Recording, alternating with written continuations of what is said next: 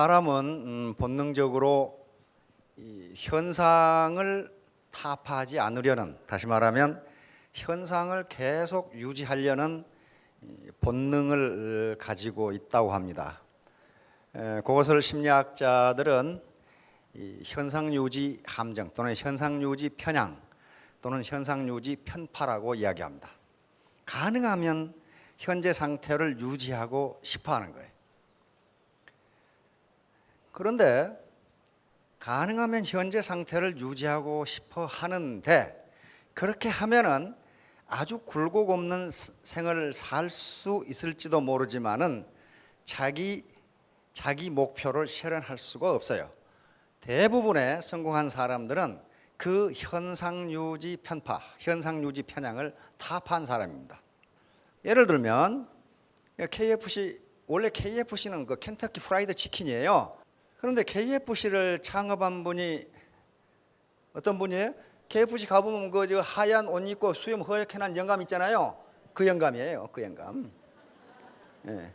할랜드 샌더스 대령입니다. 커널 할랜드 샌더스라고 그래요. 그분은 초등학교 졸업도 못한 분이에요. 그래가지고 온갖 일을 다 하면서 무슨 뱃사공도 하고 짐꾼도 하고 뭣도 하고 하다가 결국 65세에 알거지가 됩니다. 계속 했는데 알거지가 됐어요. 그럼 미국은 알거지가 되면 누가 먹여 살려요? 정부가 노령연금으로 먹여 살려요. 그때 이 할랜드 샌더스가 받은 노령연금이 $105였습니다. $105. 그런데 65세 된 이 할랜드 대령은 이렇게 살 수 없다고 생각했어요. 그 당시 65세면 굉장히 고령이고 65세에 무슨 창업을 한다는 것은 있을 수가 없어요. 그것은 현상 유지가 아니고 현상 타파라고 생각을 해야 가능해요. 그런데 이 할랜드 영감은 정부에서 받은 $65 노령연금으로 창업을 해야 되겠다고 생각을 했어요. 왜냐하면 창업을 하지 않고서는요 절대로 부자가 될 수가 없어요. 봉급쟁이 해가지고는 부자가 못 돼요. 그냥 평탄하게 현상 유지하면서 살 수밖에 없다는 게 결론이에요. 그런데 65세 할아버지가 뭘 하겠어요? 그런데 얼핏 생각난 게 뭐냐 하면은 어렸을 때 자기 어머니가 기름에 튀겨주던 닭고기가 무지하게 맛있다는 생각이 났어요. 그래서 혼자 닭고기 요리를 연구를 한 거예요. 그래서 자기가 먹어보니까 무지하게 맛있는 닭고기를 후라이드 치킨을 만들었어. 그런데 정부에서 주는 노령연금으로 살아야 할 사람이 가게가 있습니까? 땅이 있습니까? 뭐 아는 사람이 있습니까? 아무도 없어요. 그렇다고 해서 예쁜 아가씨도 아니고 똥통해가지고 오동통한 영감이 맛있는 요리했다니까 믿어줄 사람이 누가 있어? 없잖아요. 그러면 이 사람이 생각해낸 게 뭐냐면은 프랜차이즈를 생각해낸 거예요. 가게도 없어, 뭐 공장도 못 만들어, 땅도 없어, 집도 없어, 아무것도 없거든. 아무것도 없는데 자기가 오직 가지고 있는 기술은 닭고기를 맛있게 튀기는 기술밖에 없어. 근데 그 당시는 미국도 닭고기를 튀겨 먹지를 또 않았답니다. 닭고기를 삶아 먹었지 튀겨 먹는 방법을 몰랐대. 근데 커널 할랜드 샌더스 대령의 어머니는 닭고기를 튀겨준 거예요. 근데 자기가 어렸을 때 먹었던 기억이 그냥 무지하게 맛있었거든. 그래가지고 내가 이렇게 맛있는 닭고기를 요리할 수 있는 레시피를 가지고 있으니 가게를 가지고 있는 사람들이 내 기술을 사고, 즉 권리를 갖고 몇 대 몇으로 이렇게 하자, 나는 수당을 받고. 그런데 그걸 사기라고 생각했으니 감행한 사람이 한 사람도 없어. 그래서 몇 번을 거절당했냐, 1009번의 거절 그렇게 돼 있어요. 어떤 책에는 1008번의 거절 그러는데, 로버트 키오사키라는 사람 있죠? 부자 아빠 가난한 아빠를 쓴 사람, 그 베스트셀러가 된 사람이에요. 거기에는 1009번으로 나온단 말이에요. 전 미국을 돌아다녀도 내가 이렇게 좋은 닭고기 요리법을 만들었으니 요 기술을 사가지고 당신 가게에서 하시오. 나는 그리고 나에게는 로얄티만 조금 주시오. 했는데 사기다, 이게 사기다. 몇 년간 돌아다녔느냐? 3년을 돌아다녔어요. 그래서 보스턴에서 1010번 만에 1호 가맹점을 딱 만납니다. 그 가맹이 어떻게 됐겠어요? 떼부자가 된 거예요. 다른 사람들이 먹어보니까 기가 막히게 맛있거든. 아니, 닭고기를 삶아 먹지 않고 튀겨 먹어? 아무것도 아닐 것 같죠? 근데 그때는 획기적인 거였단 말이에요. 그래서 65세에 창업을 해서 68세에 1호 가맹점이 탁 나옵니다. 보스턴에서 나왔어요. 단 1년 만에 100만 장자가 돼버려요. 68세부터 시작한 거예요. 68세. 6학년 8반부터. 우리 나이로 6학년 9반. 여기 오신 분 중에 6학년 9반 이상 되신 분은 별로 많지 않으신 것 같은데, 그러니까 전부 다 커널 할랜드 샌더스 대령에 비하면은 아직은 젊은이들이기 때문에 현상 유지를 하시려고 말고 타파세요. 그때 먼저 가맹한 사람들은 전부 백만장자가 됐어요. 사기라고 저런 건 있을 수가 없어 한 사람들은 그냥 그랬고, 그러고 나서 네트워크 마케팅이라는 이 기법이 생깁니다. 이게 네트워크 마케팅은 또 새로운 유통 기법이니까 또 사기를, 이놈 새끼들 사기꾼이다, 거짓말이다 해가지고 또 쇼를 당했어요. 고소를 당해가지고 연방법원에서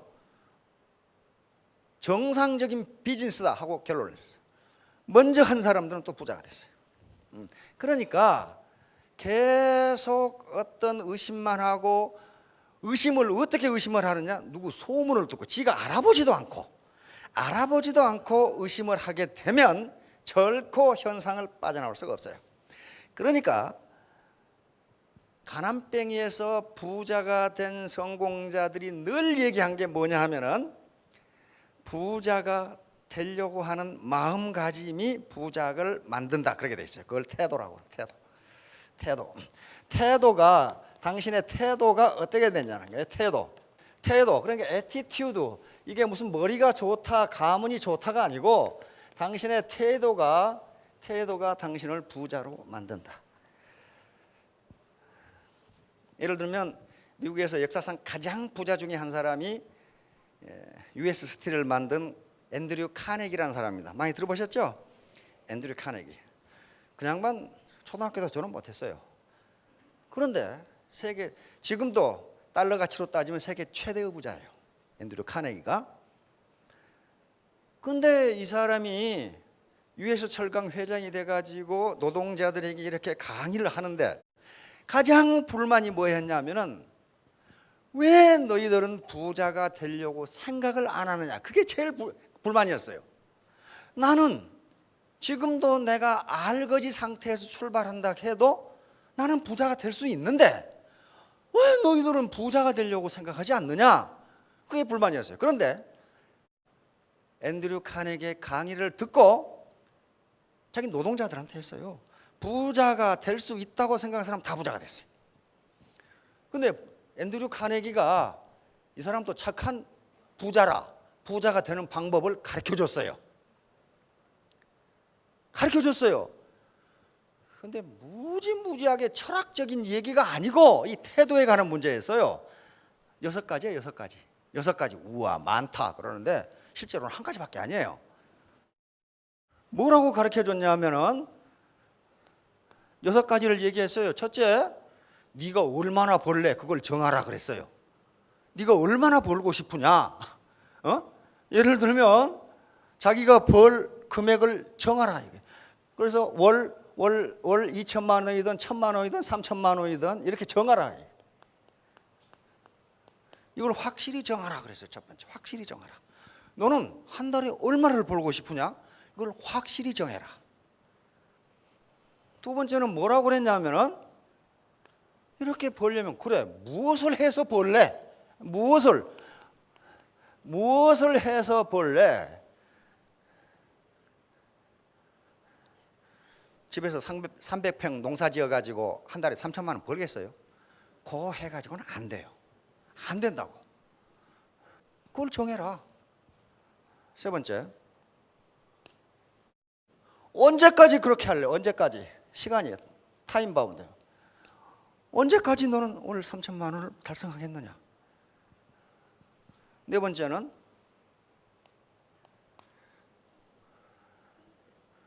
어떻게 할래? 어떻게? 행동을 네 행동을 어떻게 할래? 행동 계획을 세워라. 맨날 연속극 보고 개 모임 나가고 동창 모임 나가고 그래가지고 안 되잖아. 안 되잖아요. 네 행동 계획을 세워라. 내가 하루에 몇 사람을 만나겠다. 나는 뭘 어떻게 하겠다는 행동 계획을 세워라. 그래놓고 다섯 번째는 요걸 종이에 적어라 그랬어요. 적어라. 종이에 적어라. 여섯 번째는 침대 머리에 붙여놓고 잘 때 외우고 일어날 때 외워라 그랬어요. 아무것도 아닐 것 같지요? 잘 때 외우고 일어날 때 외워라. 이게 굉장한 유력을 가집니다. 굉장한 유력을 가져요. 그래서 오늘 제가 하려고 하는 얘기도 이 태도와 관련됩니다. 머리가 좋아야 된다거나 집안 백그라운드가 좋아야 된다거나 학력이 좋아야 된다거나 어려운 가운데서 성공한 성공자들이 그런 얘기를 한 번도 안 해요. 한 번도 안 해요. 한 번도 안 한다는 건 뭐예요? 어떤 사람도 그런 얘기를 안 한다는 것은 그런 것이 성공을 결정하는 것이 아니다 그런 말이에요. 로버트 기요사키도 똑같은 소리를 합니다. 오늘 기요사키의 이야기를 소개를 하겠습니다. 기요사키가 부자 아빠 가난한 아빠에서 왜 사람들은 부자가 되지 못하는가 라고 해서 다섯 가지를 딱 요것 때문에 부자가 못 된다. 거기에 머리가 좋아야 된다. 그런 말이 한마디도 없어요. 전부 태도에 가는 거예요. 자, 그러면 태도가 어떤 결과를 가져오는지 오늘 내용을 한번 보도록 합시다. 제목 자체가 깨진 유리창이에요. 깨진 유리창의 소리. Fixing Broken Windows. 무슨 놈 강의가 깨진 유리창이 다 있냐 그러는데 깨진 유리창이 있어요. 이게 얼마 전에 시골 폐교에 갔다 왔는데 누가 이렇게 유리창을 다 깨버린지 모르겠어. 그 어쨌다고 3층 4층까지 올라가서 다 깨놨어. 그 다음에 요건 지금 도시 재건축 지역인데 어떤 놈이 유리창만 다 깨버려. 요 문제예요. 유리창은 가만 놔두면 다 깨버린다 그런 말이에요. 스탠퍼드 대학의 심리학 교수인 이 양반이 필립 짐바르도 교수라고 하는 양반인데 1969년에 심리학 실험을 하면서 아주 인상적인 실험을 하게 됩니다. 요걸 어느 치안이 좀 불안한 골목에다가 여기는 똑같이 해놨는데 각각 다른 골목에 자동차 두 대를 세워놨어요. 두 개 다 본넷을 열어놨어. 골목 다른 곳에다가 자동차 본넷을 열어놓고 요 한 대는 그냥 본넷만 열어놓고 한 대는 유리창 하나를 깨놨어요. 그러니까 두 대가 똑같은 차인데 하나는 그냥 본넷만 열어놓고 하나는 유리창 하나가 깨졌다는 것밖에 차이가 없어요. 그런데 본넷만 열어놓은 자동차는 일주일이 지나도 아무도 손대지 않았어요. 본넷을 열어놓고 유리창 하나를 깨놓은 차는 1시간 지나니까 어떤 놈이 바퀴를 빼가버려요. 2시간 지나니까 어떤 놈이 배터리를 뜯어가버려요. 일주일 지나니까 다 뜯어가버리고 요 프레임만 남아. 요 실험을 했어요. 그리고 짐바르도 교수는 이 실험을 심리학 교수니까 실험을 하고 그냥 실험 결과만 논문으로 발표하고 뒷조치를 취하지 않았어요. 그런데 짐바르도 교수의 실험이 있은 뒤에 1983년에 제임스 윌슨과 조지 켈링이라는 교수가 짐바르도 교수의 실험을 근거로 깨진 유리창 이론이라는 논문을 발표하게 됩니다. 깨진 유리창이라는 논문. 그러면서 뭐라고 그러냐면은 몇 장의 유리창이 깨진 건물을 생각해 보자. 만일 그 유리창들이 수리되지 않은 채 방치된다면 파괴자들은 더 많은 유리창을 깨버릴 것이다. 진짜 그래요. 학교 유리창요 폐교 하나 깨졌을 때 고치면 안 깨요. 그래 하나 깨졌을 때 내버려둬 버리면 다 깨버린다. 마찬가지로 결국 만일 그 건물의 소유주가 없다면 그들은 건물 안으로 뚫고 들어가 그 안에서 무단 거주하거나 불을 피울지도 모른다. 우리 재개발하는 건물 한번 가봐요. 전부 안에서 건달들이 불 펴가지고 별짓을 다 해놨어요. 이렇게 된다는 거예요. 그 다음에 요 쓰레기 문제를 정했어요. 거리에 어떤 사람이 쓰레기 봉투 하나를 갖다 놔두면 1시간 뒤면 쓰레기가 이렇게 된다는 거예요. 다 버려 거기다가. 다 버려. 그래서 요걸 이제 두 교수입니다. 켈링하고 윌슨 교수가 발표를 하고 결론을 뭐라고 내렸냐 하면은 작은 범죄와 사소한 반사회적 행동을 억제하면 그 결과 중대한 범죄가 예방될 수 있다라는 결론을 아틀란틱이라는 저널의 논문으로 발표를 했어요. 이 발표가 나오자 찬반 양론이 비등을 하게 됩니다. 학자들이 이건 획기적인 형사정책 이론이다, 이렇게 동의하는 학자도 있었고, 말도 안 되는 소리다. 길거리에 쓰레기를 버리는 행위와 살인이나 강도질을 하는 중범죄는 범죄 성격이 다르다. 따라서 쓰레기를 버리는 행위와 중범죄는 다르다. 이렇게 논란이 되고 있을 때 루돌프 줄리안이라는 사람이 뉴욕 시장으로 당선되면서 이 당시에 뉴욕시에 범죄가 너무 많으니까 그 앞에 시장들과 경찰서장들도 뉴욕시의 강력 범죄를 줄이기 위해서 무지무지 노력을 했는데도 안 되니까 줄리아지 시장이 당선되면서 1993년에 당선됐으니까 이 양반이 1994년부터 임기를 시작했는데 1994년에 앞에 켈린 교수와 일승 교수의 깨진 유리창 이론을 범죄 예방 이론으로 받아들였어요. 그래서 뉴욕시의 깨진 유리창이 뭔가 요거예요. 1980년대 초에 또 90년대 초까지 뉴욕 지하철을 보신 분은 뉴욕 지하철이 이렇게 생겼다는 걸 보셨을 거예요. 보신 분 계시죠? 우와, 이게 말이지 스프레이로 낙서를 해놨는데 지하철 바닥이고 천정이고 객실이고 객실 밖이고 전부 낙서, 이렇게 딱 이렇게 생겼어요. 이렇게 지하철이. 그래가지고 지하철 역사에는 마약 먹은 블랙피플이 여기서 이렇게 자빠져 자고 있어. 여기서 눈이 휘둥그레 흐물흐물 해가지고 이렇게 자고 있어요. 이걸 깨진 유리창이라고 봤어요. 그래서 먼저 지하철에 낙서를 지우자. 낙서를 지우기 시작했어요. 그러니까 시민들은 낙서하고 강도하고 무슨 상관이냐 말이에요. 그 다음에 경범죄를 단속하기 시작했어요. 경범죄가 빨간불에 길 건너가는 놈. 그 다음에 그 당시 뉴욕 가면요, 자동차가 탁 쓰면은 무조건 본넷 위에 올라가서 유리창을 닦어. 그리고 돈 내라 그래. 시커먼 이런 놈들이 자동차가 신호등에 딱 쓰면 무조건 본넷으로 올라가서 유리창을 닦아요. 돈 내라 그래. 돈 안 주면 어떻게 합니까? 스프레이 페인트로 앞에다 뿌려버려. 그럼 못 가. 그러니까 줘야 돼. 요거 단속. 길거리에 쓰레기 버리는 놈. 요걸 단속하기 시작했어요. 강력하게 단속했어요. 요거요. 뭐라고 부르냐면은 빨간불일 때 횡단보도를 건너는 사람을 막을 수 없다면 강도도 막을 수 없다. 작은 거 하나 제대로 못하면 막을 수 없다. 이렇게 돼요. 그래가지고 살인범, 무슨 강간범, 강도 요걸 단속한 게 아니라 경범죄를 단속하기 시작한 거야. 작은 걸 단속하기 시작하니까 어떻게 됐냐? 자, 뉴욕시의 범죄가 갑자기 떨어지기 시작하는 거예요. 무려 40%가 떨어져 버려요. 다시 말하면 깨진 유리창을 가만 놔두고 수리하지 않고 다른 거 하려고 하면 안 된다는 거예요. 2001년에 뉴욕타임스는 올해의 인물로 이 사람을 선정합니다. 뉴욕의 범죄를 절반 이하로 떨어뜨려 버려요. 그런데 강력범죄를 때려잡은 게 아니고 경범죄를 때려잡으니까 그냥 빨간불에 길 건너가는 놈, 길에다 침 뱉는 사람, 껌 뱉는 사람, 자동차에 올라가서 유리창 닦는 사람, 낙서는 전부 때려잡으니까 강력범죄가 없어지더라. 이거 아시죠? 이때 이 양반이었어요. 시장이었어. 그런데 이때 탁월한 리더십을 발휘합니다. 아주 전 미국, 특히 뉴욕 시민들은 거의 공황 상태에 빠졌는데 이때 리더라는 사람이 허둥대면 안 됩니다. 굉장히 침착하게 뉴욕 시민을 안심시키고 텔레비전에 나와서 위급한 것이 수습이 되니까 시민 여러분 이제 일상으로 돌아가셔서 브로드웨이에 나오셔서 뮤지컬도 보시고 쇼핑도 하시고 이렇게 안심시켜가지고 시민이 완전히 정상 상태로 돌아갑니다.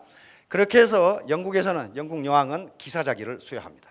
그래서 이 양반 앞에는 항상 KBE가 붙는 게 영국 여왕이 수여한 기사입니다. 그래서 이제 뉴욕시에서 깨진 유리창 하나를 수리하면 전체 집을 보호할 수 있다는 이론이 성공을 하니까 이거 가지고도 또 찬반 양론이 비등합니다.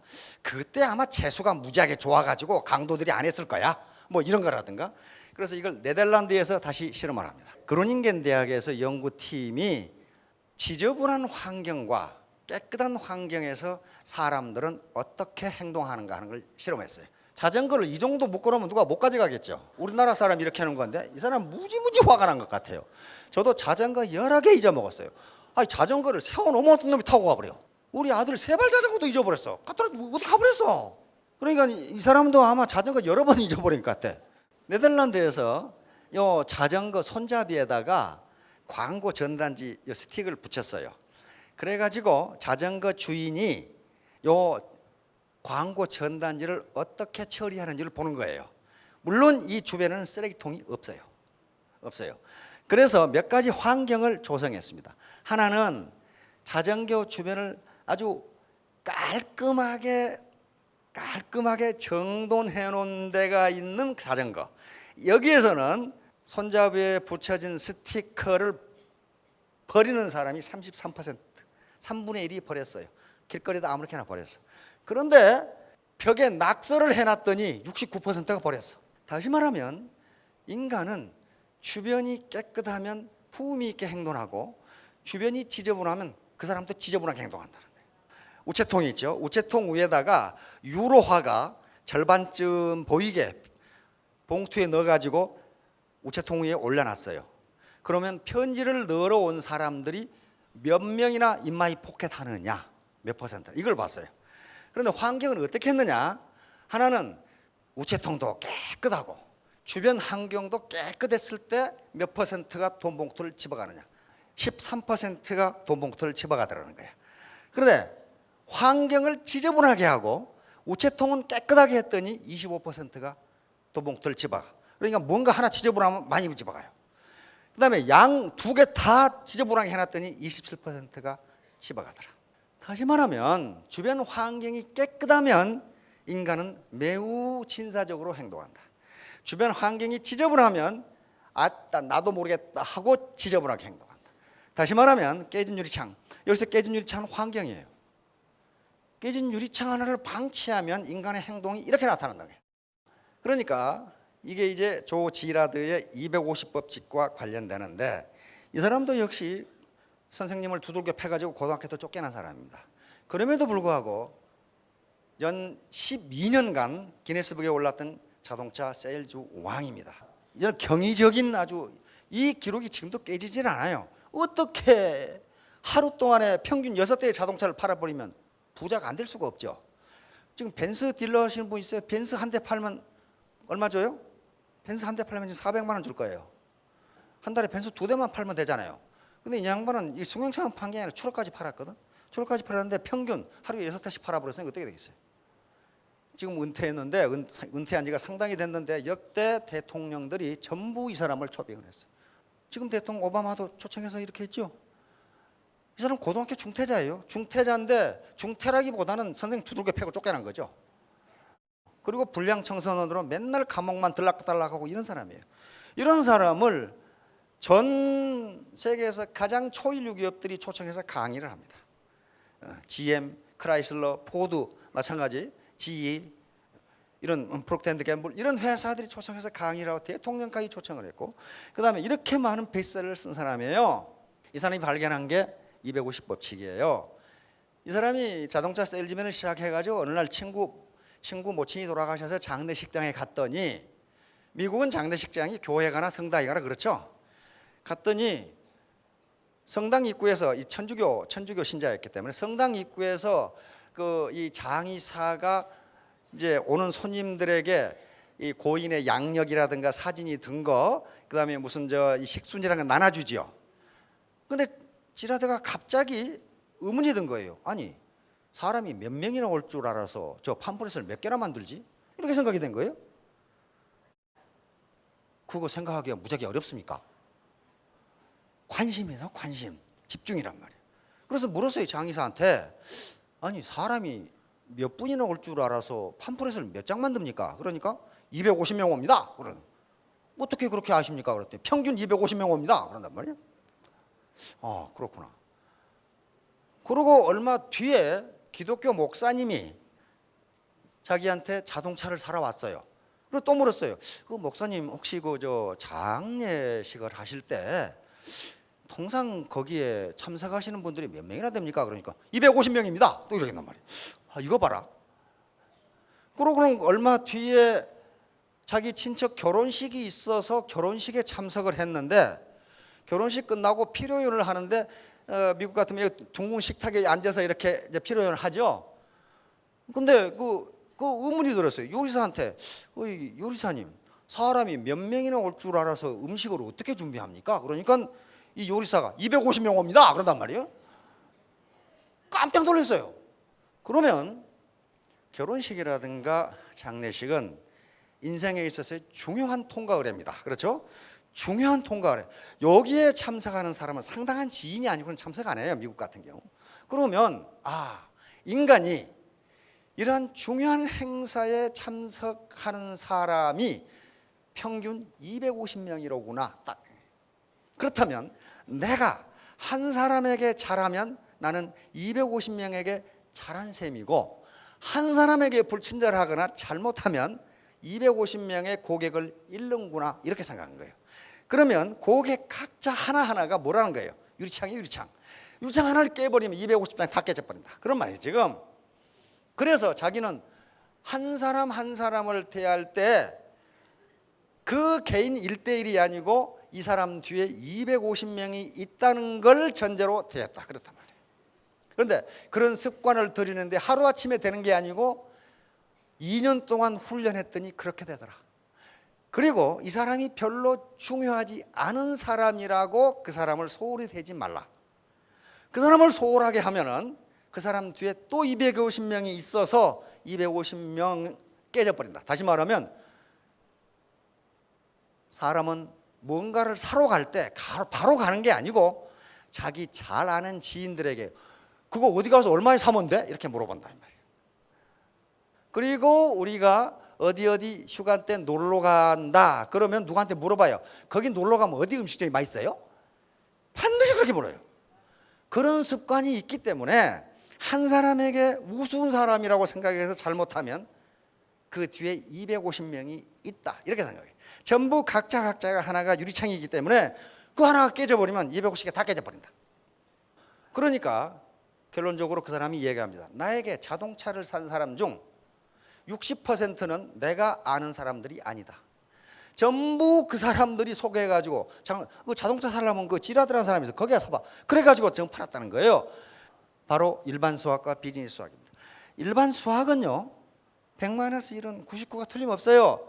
그러나 비즈니스 수학은 100-1이 제로가 될 수 있어요. 한 사람 앞에 잘못한 것이 전체 비즈니스를 망쳐버린다는 얘기. 가장 전형적인 예가 K마트예요. K마트는 세계 최대의 월마트보다 훨씬 탁월한 할인점이었습니다.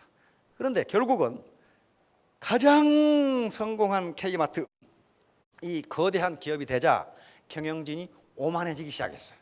우리를 이길 놈이 누구냐? 나보다 똑똑한 놈이 없다. 그러다가 결국 2002년 파산해버립니다. 최고 수준까지 올라가는데 K마트가 100년이 걸렸어요. 100년이 걸렸는데 망하는데 10년 걸렸어요. 망하는 10년 걸렸어요. 오만, 다시 말하면 경영자가 오만하다는 것은 유리창 하나 정도가 깨진 게 아니에요. 완전히 쇼윈도우가 깨져버린 거, 이거. 쇼윈도우가 깨진 가게에 어떤 놈이 들어가겠어, 그거. 그러니까 항상 겸손하라는 거예요. 나비 효과입니다. 바로 유리창 이론은, 깨진 유리창 이론은 나비 효과하고 똑같습니다. 나비 효과는 조그마한 초기 조건의 차이가 엄청나게 큰 결과의 차이를 가져온다는 거예요. 내가 지금 하루 게으름 피우는 게 아무것도 아닌 것 같은데 그게 나중에 누적되면 엄청난 결과를 가져온다. 이게 나비 효과입니다. 버터프라이 이펙트인데 이게 무슨 말이냐면은 여기 스타트점은요, 출발점은 어떻게 됩니까? 별 큰 차이가 없어요. 그런데 출발점은 별 차이가 없는데 시간이 지날수록 그리는 궤적은 천양지차가 돼요. 이게 무슨 얘기냐면 에드워드 로렌츠 교수가 발견한 사실입니다. 미국의 MIT 대학 기상학 교수인데 세계 기상학에 아주 거두나 다름없는 교수입니다. 근데 이 양반이 1961년의 일인데 이 당시에 기상 예측을 해야 되잖아요. 일기예보를 하기 위해서. 근데 이 양반이 기상학자니까 12개의 방정식을 세워가지고 그 각 변수의 온도, 바람 이런 걸 집어넣어요. 집어넣으면 내일 기상이 어떻게 된다 이렇게 나온단 말이에요. 그런데 맨 처음에 0.506127이라는 값을 집어넣었어요. 집어넣고 컴퓨터로 계산을 했어요. 그 당시 컴퓨터라는 게 진공관 컴퓨터니까 방으로 가득 하나예요. 이걸 해놓고 내일 기상이 어떻게 되는지, 바람은 어떻고 기온은 어떻고 온도는 어떻고 이걸 다 계산을 했어요. 그러면 내일 일기예보를 해야 되니까 확인을 해야 될 거 아니에요. 확인을 하기 위해서 다시 데이터를 집어넣고 마침 그때 오줌이 말아서 오줌 싸러 갔어. 그런데 오줌을 누고 와서 보니까 내일 기상이 완전히 바뀌었어요. 완전히 바뀌었어. 같은 방정식, 같은 데이터를 넣고 풀었는데 기상이 완전히 달라. 그럼 이게 웬일인가? 컴퓨터 고장난 데서 해봤더니 어떤 변수에 0.506127이 들어가야 되는데 이 컴퓨터가 소수점 4자리에서 4452을 해가지고 지가 알아서 0.506을 집어넣었어요. 이 차이라는 게 0.000127밖에 안 돼요. 아주 미세한 차이예요. 그런데 내일 기상은 완전히 달라. 여기서 로렌츠 교수가 기상학계에서 논문을 발표하는데 논문 속에 무슨 말이 들어있냐면은 아마존 정글 속에서의 나비의 날개 짓이 3개월 후에 텍사스에 폭풍을 가져올 수도 있다 이런 말이 있어요. 그래서 아주 우리가 모르는 미세한 차이가 엄청난 결과의 차이를 가져오는 것을 후세 학자들이 나비 효과, 버터프라이 이펙트라고 붙였습니다. 자, 나비 효과는 오늘날 복잡하게 이루어놓은 관계가 있는데 다시 말하면 우리 사회 현상, 인간 세상, 인간의 삶의 과정에서 우리가 아무것도 아니라고 생각되는 것들이 엄청난 결과의 차이를 가져온다. 사격 같은 경우 사격 그렇게 연습을 하고 분명히 가운데 명중할 수 있는 어떤 값이 있는데 그 값이 눈곱만큼만 차이가 나도 명중되지 않는다는 거예요. 근데 인간은 모른다 이거예요. 모른다. 이 영화 있죠? 나비 효과라는 영화가 있죠? 조그마한 차이가 나중에 엄청나게 불행한 인생을 가져오게 되는 그런 거예요. 요 우사인 볼트인지 뭐 이 번개 볼트인지 하는 사람인데 1등하고 2등하고 차이는요 1000분의 1초, 100분의 1초밖에 차이가 안 나요. 그런데 그 0.1초의 차이가 가져오는 결과는 엄청나요. 한 사람은 금메달, 한 사람은 돈방석, 다른 놈은 이름도 없어요. 모든 세상 만사가 이렇게 돼 있어요. 조그마한 차이가 큰 결과의 차이를 가져온다. 눈덩이 이거 이렇게 되는데 시간이 지나면 한 사람은 굴릴 수가 없어요. 이렇게 커져.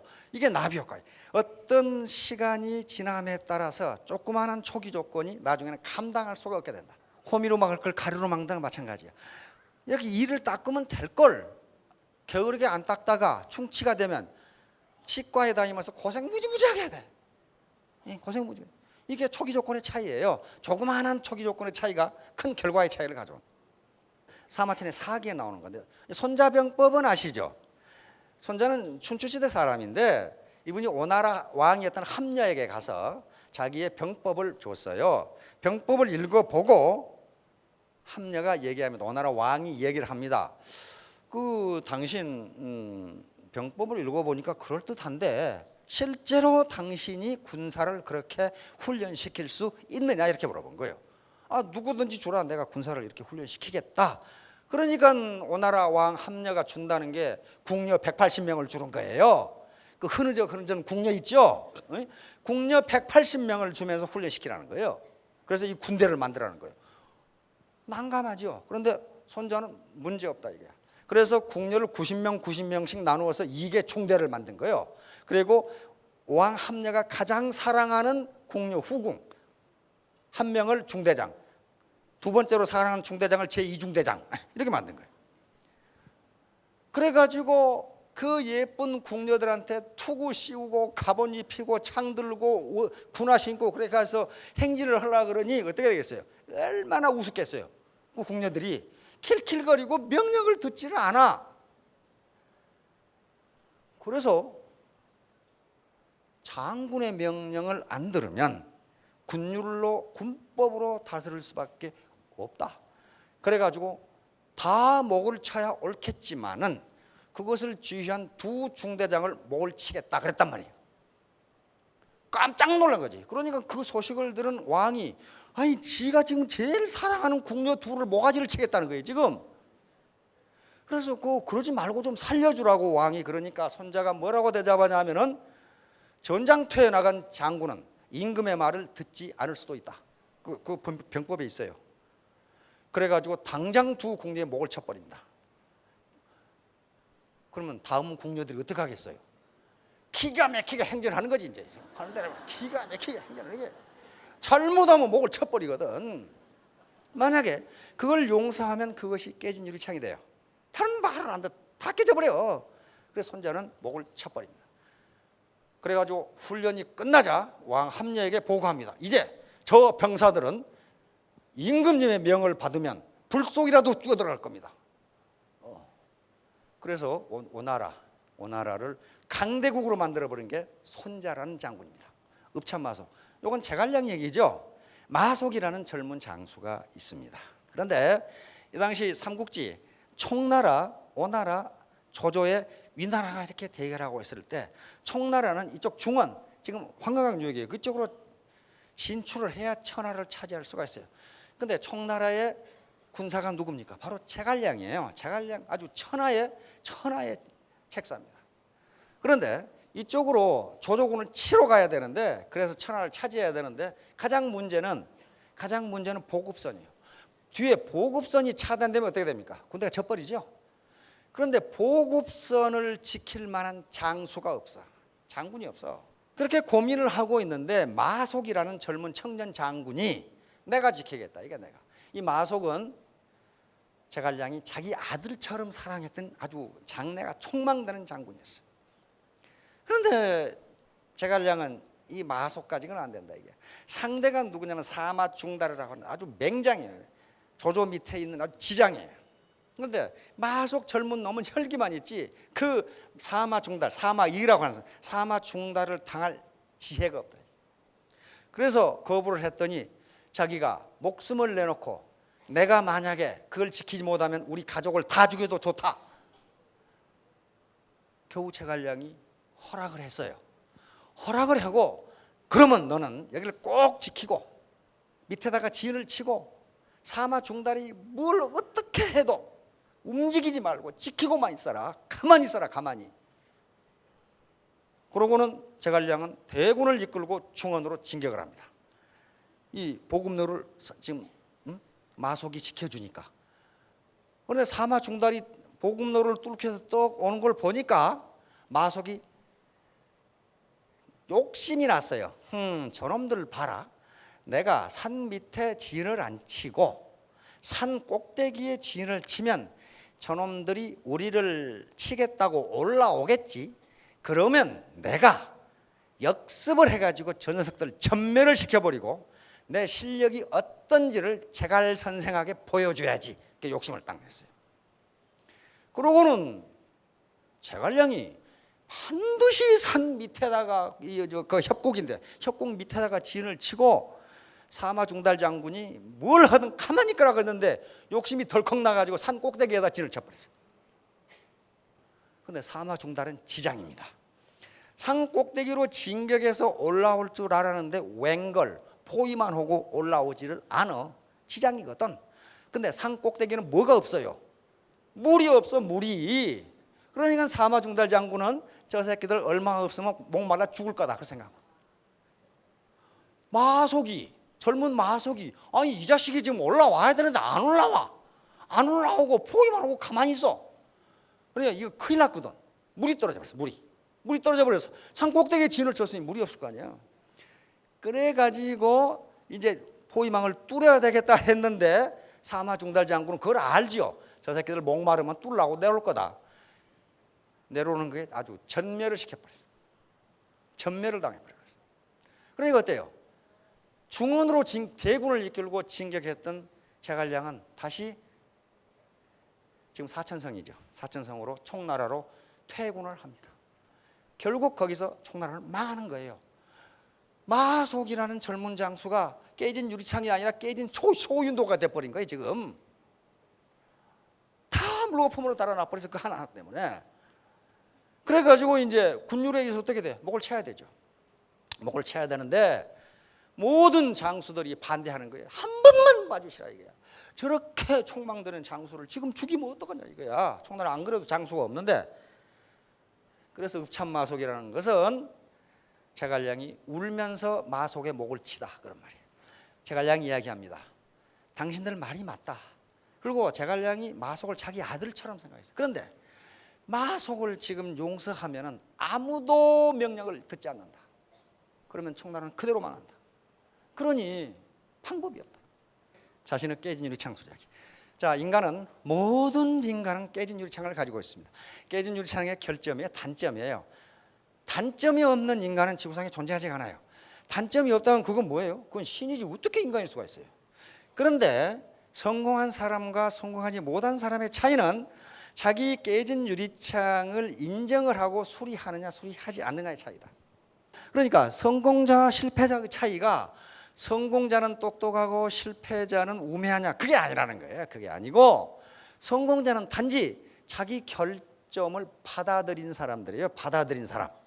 그리고 실패자는 결점을 받아들이질 않아요. 받아들이지 않아. 그러면 유리창 하나가 깨지면 다 깨진다. 그럼 여기서 깨진 유리창이 될 수 있는 게 뭐냐? 이런 것들이에요. 낡은 패러다임. 지금 지식정보 시대를 지나서 창조 시대로 가고 있는데 지금 또 산업 시대, 농경 시대의 생각을 하고 있다든가 오만, 독선, 편견 이런 것들이 전부 깨진 유리창. 이 중에 나는 하나도 없다. 그 사람은 여기 앉아 계실 것이 아니라 꺼적대기 깔고 앉아서 점을 쳐셔야 돼. 나는 신선이다 하고 반드시 있어요. 이런 게 있어요. 이런 게 있다고요. 그래서 이걸 받아들이고 인정하면 돼요.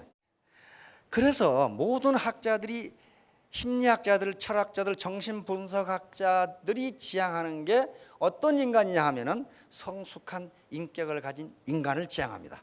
성숙한 인격을 가진 인간. 즉 성숙한 인간이냐? 뭐 쳐두면 모든 학자들이 이걸 지향하는데 고든 올포트 같은 경우는 7가지, 그 다음에 이 메슬로우 같은 분은 11가지. 11가지를 지가 책상에 앉아서 한 게 아니고 실제로 인생을 성공적으로 살아간 인격자들을 보니까 이런 공통적인 특성을 가지고 있더라 하는 거예요. 가지고 있더라. 그런데 그걸 다 제시할 수는 없고 그 공통적인 특징이 뭐냐 하면은 이 3가지. 자기 이해. 자기를 모르는 사람이 많아요. 자기를 모른다는 건 뭐냐면은 과대평가하거나 과소평가해. 그러니까 자기를 있는 그대로 봐야 된다. 그다음에 2번째는 자기 수용입니다. 셀프 액셉턴스. 자기 수용. 아, 나는 이런 사람 이러구나. 나는 인내심이 좀 부족하구나. 그렇게 받아들이면 될 거 아니에요. 인내심이 부족해가지고 욱하는 성질이 있는 사람 있죠? 고객이 조그만 기분 나쁘게 하면 당신한테 안 팔아도 돼. 갚아내는 사람이 있어요. 응? 그게 인내심 부족이에요. 그게 나는 인내심이 부족하구나 라고 받아들이면 되죠. 받아들이면 어떻게 하면 돼요? 고치면 되는 거예요. 그 유리창 갈아 끼우면 돼요. 근데 그걸 인정하지 않으면 못 고쳐요. 자, 3번째는 자기 개방이에요. 자기 개방은 고객에게 솔직하게 나는 어떤 사람이라는 걸 이해하는 거예요. 바로 조 지라드가 그랬어요. 그 당시 지라드가 자동차 세일즈맨을 할 때 미국에서의 자동차 세일즈맨에 대한 국민적 인식이 다단계판 다단계꾼 인식하고 똑같았어요. 저놈 새끼들은 고객에게 사기치는 놈들, 좋지도 않은 자동차를 비싸게 팔아먹는 놈들, 전화하면 거짓말하는 놈들, 이렇게 생각했어요. 그래서 전부 다 자기 신분을 숨겼어요. 자동차 미국의 세일즈맨들이. 그래가지고 자기 친구라든가 친인척도 저 녀석이 뭘 해먹고 사는지를 모를 정도였대요. 근데 지라드는 그렇게 생각 안 했어요. 내가 자동차를 하나 팔면은 GM이 고용이 늘고, GM이 자동차를 한 대 더 팔면은 GM에 철강을 공급하는 US 스틸의 고용자가 늘고, US 스틸의 고용자가 늘면은 거기에 철강석을 공급하는 회사가 또 늘고. 그래서 나는 미국의 애국자인데 내가 왜 내 신분을 숨겨? 그렇게 생각했어요. 그 대신 뭐 했느냐? 나는 절대로 고객을 속이지 않는다. 정직을 절대로 위반하지 않는다. 그렇게 했어요. 그래서 조 지라드가 돈을 많이 벌었기 때문에 회사라든가 역대 대통령들이 백악관 초청하는 게 아니에요. 그 사람 인격이 그렇게 됐어요. 고객을 절대로 속이지 마라. 가장 공정한 가격으로 주라.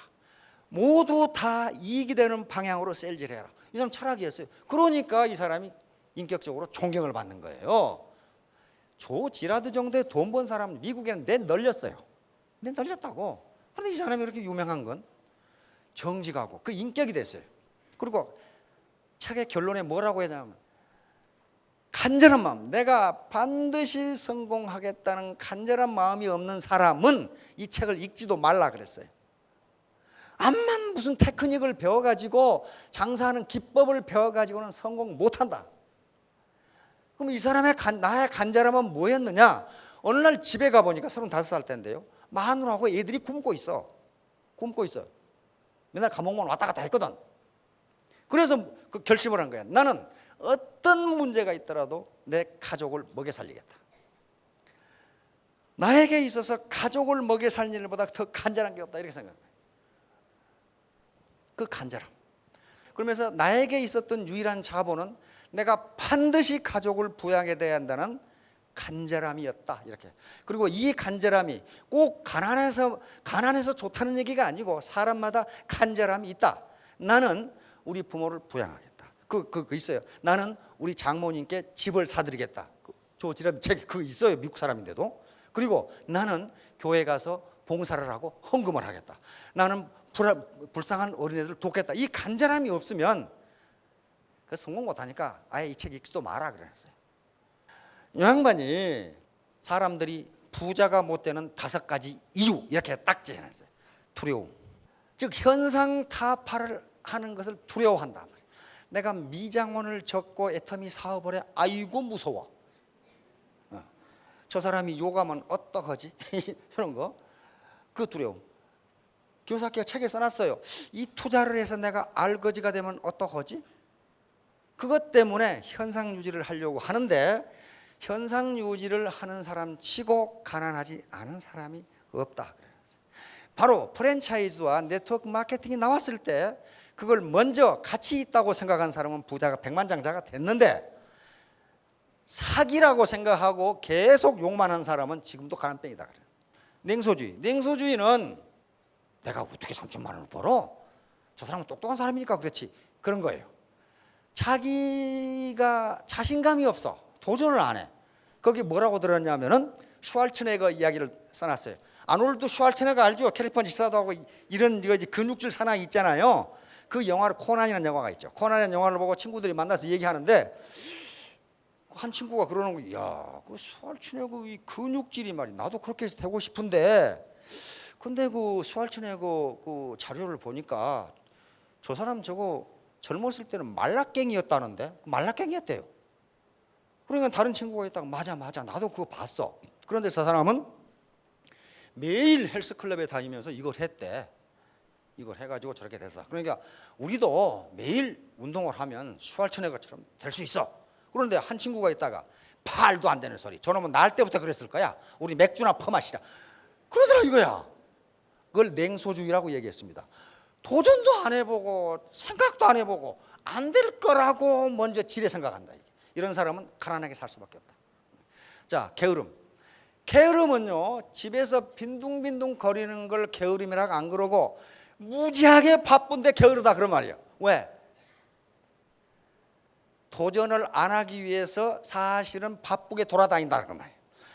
오늘 세종시에서 애터미 강의가 있다는데 갈까요? 가시지요? 그러면 아이고 가려고 그러는데 우리 고모 생신이어 가지고 뭔가 핑계를 찾는다는 거예요. 뭔가 자기가 도전해야 되는데 두려움 때문에 도전을 안 하고 뭔가 바쁜 척한다 이거예요. 등산을 간다거나 고등학교 무슨 계모임, 동창 모임, 교회 봉사, 그러면서 무슨 핑계를 대든지 도전을 안 한다는 거예요. 그래서 이 사람은 게으름이라고 그랬어요. 나쁜 습관. 제때의 일을 즉각 처리해야 되는데 예를 들면 안 하는 거. 아이고 오늘 피곤하니까 내려지 뭐.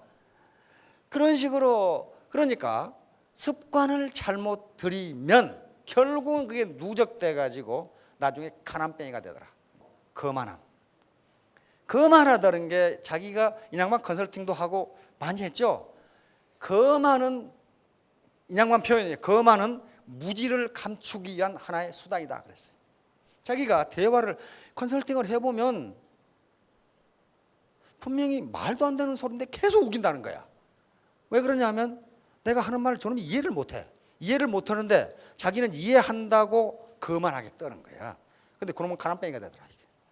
다시 말하면 그러니까 거만한 것은 무지의 소산이다. 나중에 거만한 사람은 무지한 사람인데 거만하기 때문에 배우려고 하지 않으니까 더 무지하게 되더라 이게. 그래가지고 거만과 무지가 상승작용을 하면서 그러면 가난뱅이로 살다. 기호사끼 얘기해요. 네, 이게 태도예요. 애티튜드. 100점 만점이죠. 영어 알파벳 순서입니다. A가 1번이죠. 이게 똑같아요. 능력은 1만 있으면 돼. 누가 한 말이에요? 에디슨이 한 말입니다. 발명왕 에디슨이 천재는 1%의 영광과 99%의 땀으로 이루어진다 그랬어요. 노력이에요, 노력. 이게 애터미 마케팅, 네트워크 마케팅이니까 트러스트. 신뢰가 가장 중요해요. 신뢰. 상호 간의 신뢰, 고객에 대한 신뢰, 사회에 대한 신뢰. 팀워크. 나 혼자가 아니고 같이 한다. 인테그리티, 성실과 정직입니다. 이건 템퍼런스, 절제. 내가 네트워크 마케터면은 네트워크 마케터로서의 맞는 절제를 해야 된다. 유나이티드 이게 가장 중요합니다. 서로 같이 재심 합력해야 되고 부지런해야 되고 에티켓, 예절을 지켜야 됩니다. 예절이라는 게 그 간단한 겁니다. 자기 외모부터 깨끗하게 꾸미는 게 예절이에요. 벤자민 프랭클린, 이건 러시아 속담인데 벤자민 프랭클린이 다시 얘기를 했습니다. 못 하나가 부족하여 편자를 잃게 되고 편자 하나가 부족하여 말을 잃게 되며 말 한마디가 부족하여 기술을 잃게 되었고 기병 한 명이 부족해서 전쟁에서 졌다. 그러니까 전쟁의 진 원인이 거대한 이유에 있는 것이 아니고 못 하나 때문에 있었다. 못 하나가 없어가지고. 이게 깨진 유리창입니다. 자, 모든 인간은 깨진 유리창을 가지고 있습니다. 그것이 편견이든 패러다임이든 게으름이든 뭐든 핑계든 다 있어요. 그런데 그걸 인정하고 그걸 수리하면 어떻게 된다? 성공한다. 자, 1년 뒤에 1,000댁, 2년 뒤에 2,000댁, 3년 뒤에 전부 5,000댁이 되시기 바랍니다. 감사합니다.